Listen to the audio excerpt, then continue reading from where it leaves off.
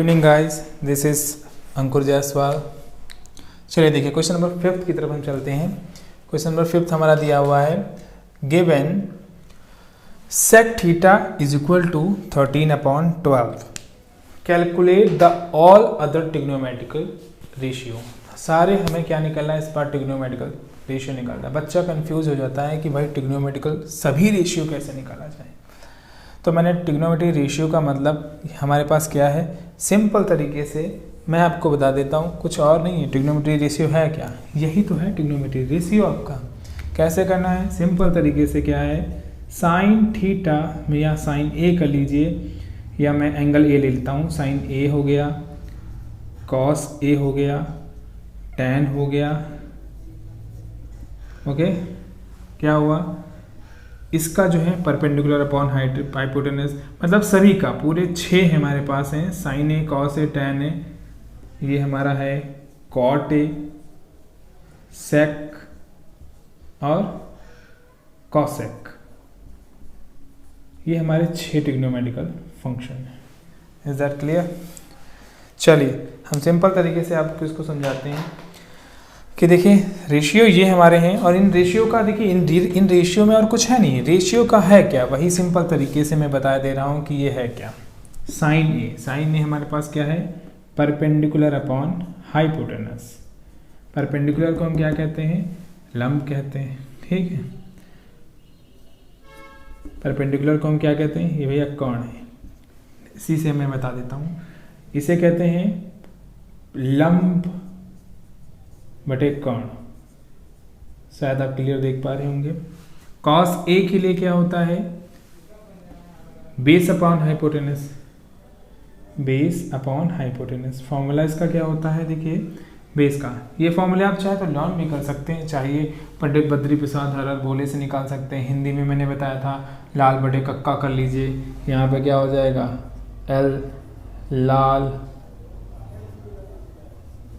बटे कक्का, ऐसे भी निकाल सकते हैं, बिल्कुल कोई दिक्कत नहीं है। ठीक है, बड़ी सिंपल तरीके से इसमें भी क्या निकाल सकते हैं, लाल बटा कक्का से भी निकाल सकते हैं। सेम वैसे ही तो हमने किया हुआ है। बेस अपॉन हाइपोटेनस, बेस को कहते क्या है, बेस को देखिए क्या आ गया, आधार बटे कर्ण। आधार बटे कर्ण, ये इसी तरीके से क्या हुआ है, टैन ए का निकाल लेते हैं। तो टैन क्या होगा, P upon B. P upon B मतलब परपेंडिकुलर अपॉन बेस, क्या होगा, लंब बटे आधार।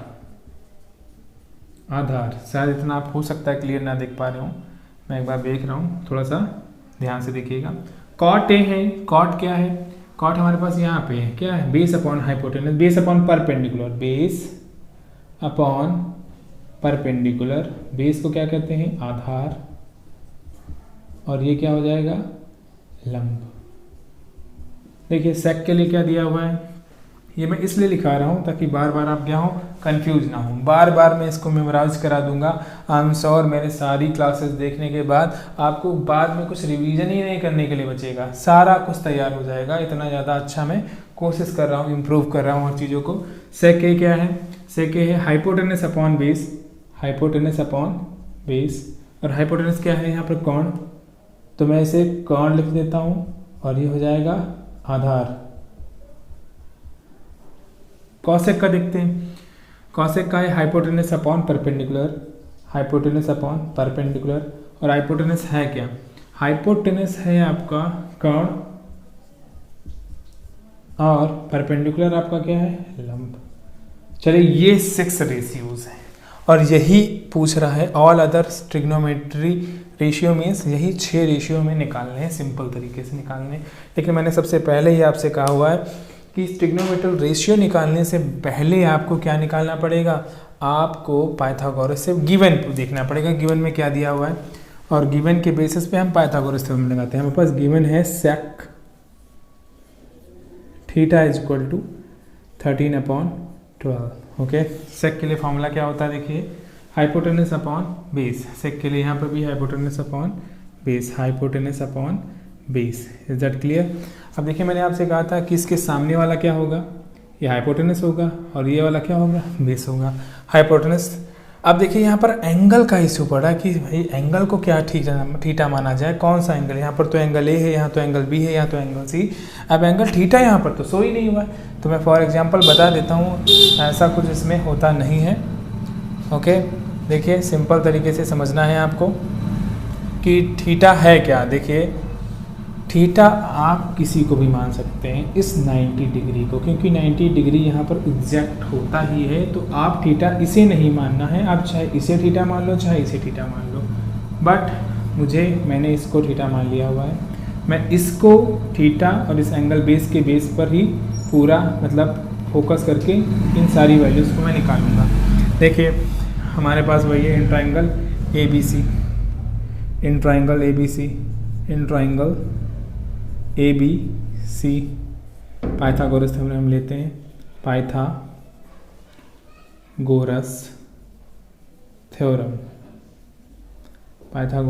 थ्योरम लेते हैं। उसके बाद हम बड़ा सिंपल तरीके से वही सिंपल तरीका सा रूल हमारे पास क्या, हाइपोटेनस का होल स्क्वायर, मैं एक बार हिंदी में भी रिविजन करे दे रहा हूँ, कोण का स्क्वायर इज इक्वल टू लंब का स्क्वायर प्लस आधार का स्क्वायर। ओके, कोण है क्या, AC मीन्स हाइपोटेनस, हाइपोटेनस है क्या AC, कोण क्या है AC, लंब जो कि परपेंडिकुलर है, P फॉर परपेंडिकुलर है कितना BC, ये हमने कर दिया BC का स्क्वायर, प्लस आधार क्या दिया हुआ हमारे पास, आधार जो कि बेस दिया हुआ है, क्या हो गया AB स्क्वायर हो गया। Is that clear. AC square में मैं फोकस करता हूँ। देखिए क्या है AC, अब हम देखते हैं गिवन के बेसिस पे हमें क्या है कि भाई हाइपोटेनस दिया है, हाइपोटेनस क्या दिया हुआ है 13 दे रखा है, बेस कितना दे रखा है बेस 12 दे रखा है। अब दिया क्या नहीं है, ये चीज़ हमें फोकस करनी है, क्या नहीं दिया है भाई, लंब परपेंडिकुलर नहीं दिया है, तो हमें सबसे पहले क्या निकालना पड़ेगा, परपेंडिकुलर ही निकालना पड़ेगा। ओके, तो भाई परपेंडिकुलर जी है कहाँ, तो हम बात करते हैं वैल्यूज़ की तरफ, हमें BC निकालना है, BC फाइंड करना है। BC हमारे पास गिवन नहीं, AC दिया है ऑलरेडी 13, AB दिया है और ऑलरेडी 12, BC नहीं पता हमें। तो चलिए देखिए AC की वैल्यू 13 दी रखी है, हमने क्या लिखा 13, अब यहाँ पर स्क्वायर लगा है, हमने क्या लगा दिया स्क्वायर। Is that clear. अब BC को देखते हैं, BC में पता ही नहीं, तो हमें BC नहीं पता है तो हम ऐसे ही BC को क्या कर देंगे उतार देंगे, प्लस AB देखते हैं, AB भी गिवन है, AB कितना दिया है 12, देखिए क्या दिया है 12। अब देखिए AB पर क्या लगा हुआ है पावर 2, इसलिए इस पर भी पावर 2 लगाना है, ये भूलना नहीं, मोस्टली बच्चे यहाँ पे गलती कर देते हैं। अब 13 का स्क्वायर मैं करता हूँ, 13 का स्क्वायर भाई 13 इंटू 13 होता है 169, BC हमें पता नहीं है क्योंकि हमें निकालना है। और 12 देखिए 12 का स्क्वायर होता है 144। अब देखिए वही पोर्शन, इसको इधर उठा के लाते हैं, इसको इधर उठा के लाते हैं समझने के लिए।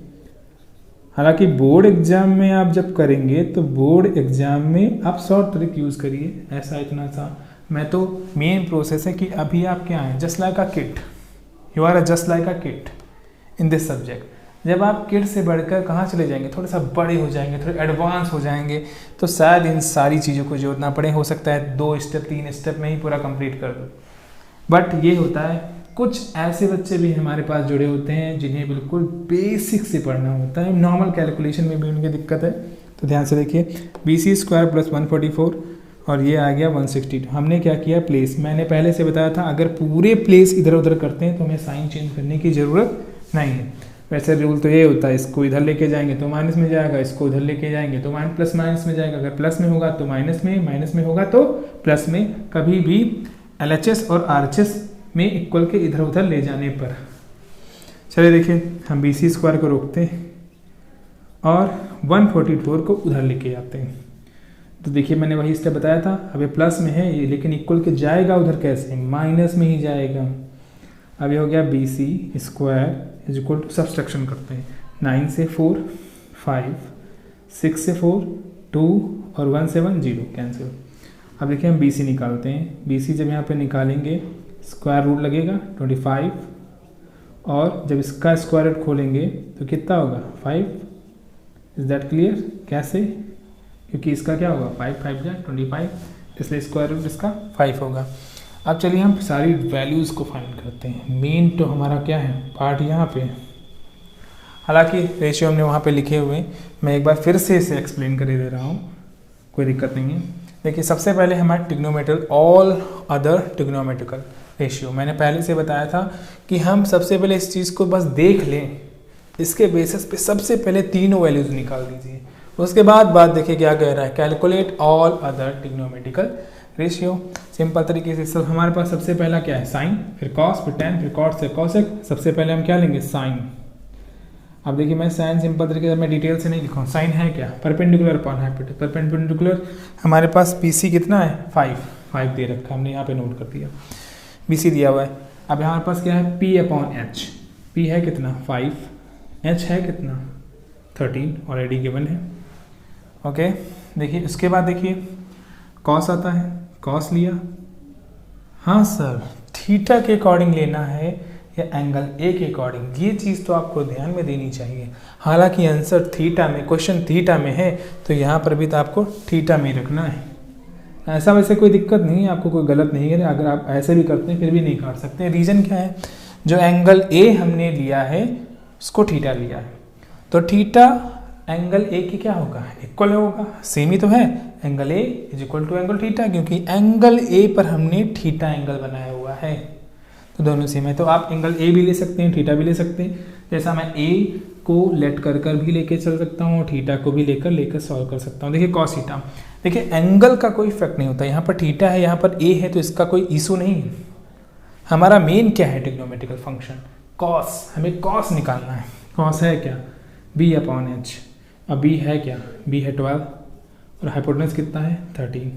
चलिए अब हम करते हैं टैन को फोकस करते हैं, टैन थीटा, टैन के लिए दिखा है P अपॉन B, P हमारे पास क्या है 5 और B क्या है जो कि बेस है, बेस कितना है 12। अब टैन ले लिया, उसके बाद हमने क्या लिया, कॉट ले लिया, cot theta is equal to हमने क्या ले लिया, कॉट है क्या, cot base upon perpendicular, base है क्या हमारे पास, बेस है हमारे पास 5, बेस कितना है हमारे पास 5 है, नहीं सॉरी बेस हमारे पास है 12, बेस हमारे पास 12 है और कॉट थीटा। बाकी आप चाहें तो इन तीनों के बेसिस पे भी निकाल सकते हैं, इसका कोई इशू है नहीं, मैं दूसरा भी तरीका बता दे रहा हूँ। हालांकि आप ऐसे भी निकाल सकते हो, ना भी चाहो फॉर्मूले से, इसके साथ में डायरेक्ट आप ऐसे भी निकाल सकते हो, जैसे मैंने लिखा है कॉट, कॉट थीटा, कॉट किसका अपोजिट होता है, टैन का, P अपॉन B और B अपॉन P। हमारे पास टैन कितना था 5 अपॉन 12, इसका उल्टा हम कर देंगे तो क्या हो जाएगा 12 अपॉन 5। क्यों, क्योंकि टैन कॉट का उल्टा होता है, जो कि यहाँ पर भी रिप्रेजेंट है। Tan P upon B perpendicular upon base, लंब बटे आधार, और टैन आधार बटे लंब, उल्टा दिया हुआ है, बिल्कुल तरीका सिंपल है। अगर हमने साइन कॉस टैन कॉट निकाल दिया, अब हम बात करते हैं सेक थीटा की। तो सेक किसका अपोजिट होता है, सेक होता है कॉस का, आधार बटे का और कोण बटे आधार। तो देखिए कॉस हमारे पास क्या दिया है 12 अपॉन 13, सेक हम कर देंगे 13 अपॉन 12, इज दैट आंसर। अब हमारे पास लास्ट वन बचा हुआ है, वो बचा हुआ है कॉसेक, कॉसेक थीटा जो कि है, और कॉसेक थीटा को करने के लिए हमें सिंपल तरीके से किसका अपोजिट होता है ये देखना होता है। कॉसेक किसका उल्टा है, साइन का, परपेंडिकुलर अपॉन हाइपोटेन्यूज, और यहाँ हाइपोटेन्यूज अपॉन परपेंडिकुलर, हिंदी में लंब बटे कर्ण और कर्ण बटे लंब। अगर हमारे पास साइन पता हो तो साइन वाली वैल्यू को हम उल्टा कर दें, आंसर आ जाएगा। तो देखिए सेक थीटा 5 अपॉन 13 है, ये कितना होगा 13 अपॉन 5। हालांकि सर आप कुछ बच्चे कुछ भी कहते हैं कि सर ऑलरेडी 1 एक दिया हुआ है, तो दिया हुआ है एग्जैक्ट, कोई दिक्कत नहीं है, तो हमने निकाला भी, प्रूफ भी कर दिया कि हाँ ऐसे उसको निकालना भी है। ठीक है, ये आपके हो गए सारे के सारे ट्रिग्नोमेट्रिकल रेशियो हो गए। Clear, thank you.